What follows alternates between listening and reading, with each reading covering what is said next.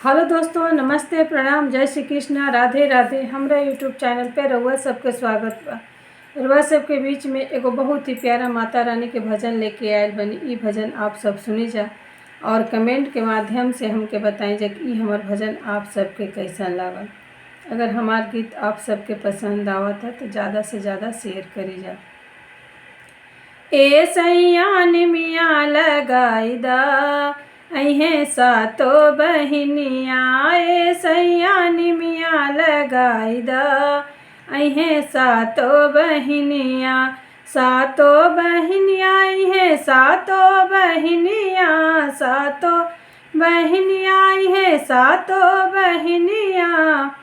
ए सैया निमिया लगाई दा अहे सातो बहिनिया, ए सैया निमिया लगाई दा अहे सातो बहिनिया। केथी के डोरी केथी के लगल पलना, केथू के डोरी केथू के लगल पलना।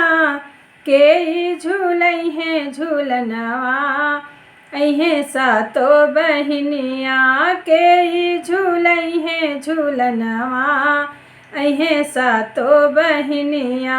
रेशम की डोरी सोने के लगल पलना, रेशम की डोरी सोने के लगल पलना। भैरो भैया झूलई है झूलनवा अहे सातो बहिनिया, भैरो भैया झूलई है झूलनवा अहे सातो बहिनिया। ए सैया निमिया लगाई दा अहे सातो बहिनिया, ए सैया निमिया लगाई दा अहे सातो बहिनिया। सातो बहिनिया अहे सातो बहिनिया, सातो बहिनिया अहे सातो बहिनिया।